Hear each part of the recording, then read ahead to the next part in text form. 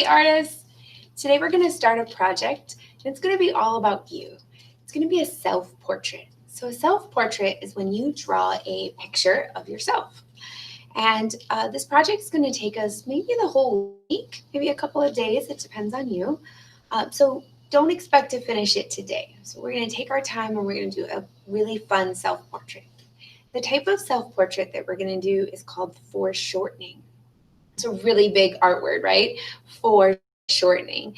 And it's sort of an art trick that gives a certain amount of space to your painting. Okay, it makes it like, even though it looks 3D, it's actually 2D. So it's kind of a trick. And let me explain the trick to you. So if I look at my hand, for example, my hand is almost as big as my face, not quite as big as my face, right?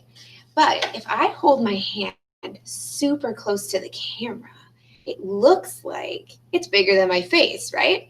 So foreshortening is when you draw things that are close to you, large, and things that are further away, small. So, for example, if I have both my hands up, now I look like I'm going back even further, right? And if I get my foot up there, it almost gives the illusion like, whoa, I'm falling, right? That's called foreshortening. So I'm going to show you how to create that sort of trick art on top of paper, okay? So I'm going to switch the camera so we can get started. All right.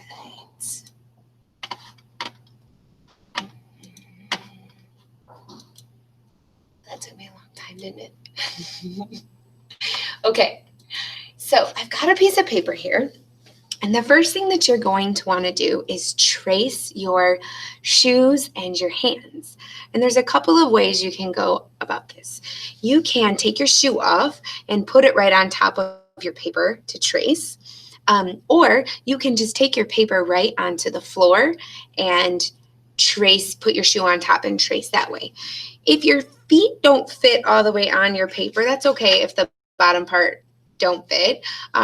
But if you have smaller feet, they'll fit just fine.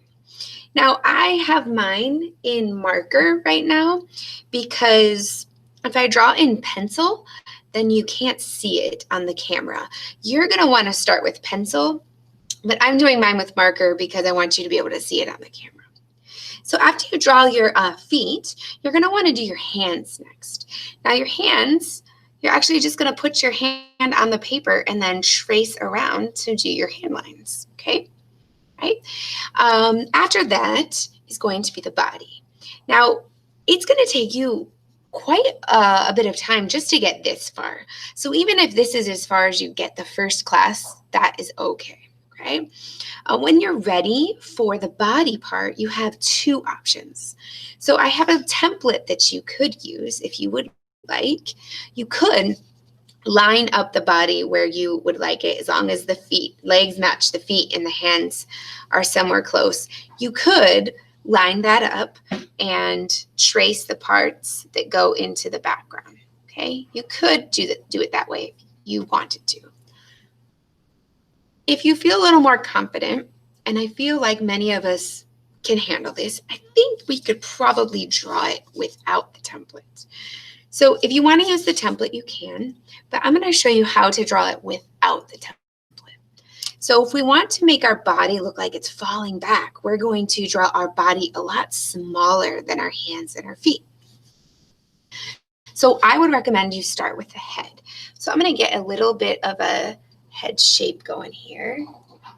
Let's see. Right? And the neck, because my hands are going to be facing forward, the neck is going to be a little shorter. So I'm going to just kind of make a almost no neck here and just draw an arm line that goes straight into my hand. Do the same thing on the other side. Now I have a little bit of space here. I can do the other side of the arm. Maybe a little bit right here, right? But you can see a lot of your body is going to be behind your feet and your hands. Next, I'm going to come down and do the torso and just go all the way into the leg. And the same thing on the other side.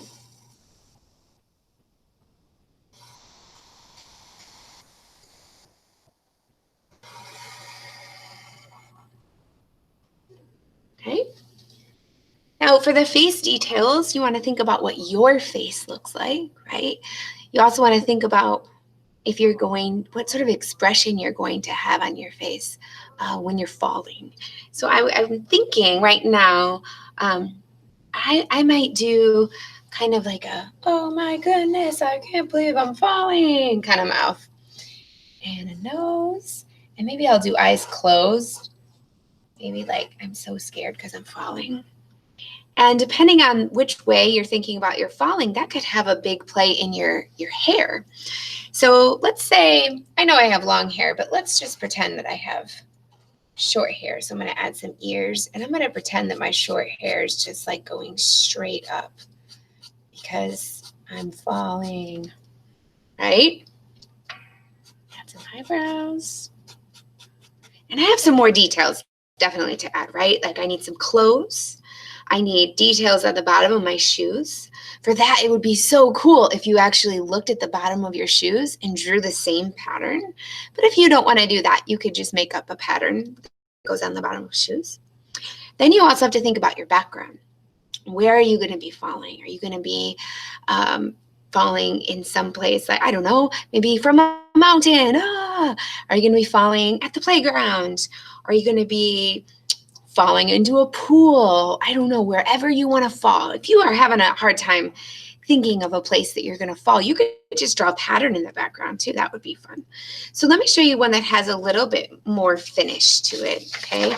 So this one, I started as my self-portrait, and I thought I would be falling in outer space because that would be kind of fun. And so I've got most of my details here. I think I need to add, like, maybe I've got space for another shooting star up here, right, that I need to add.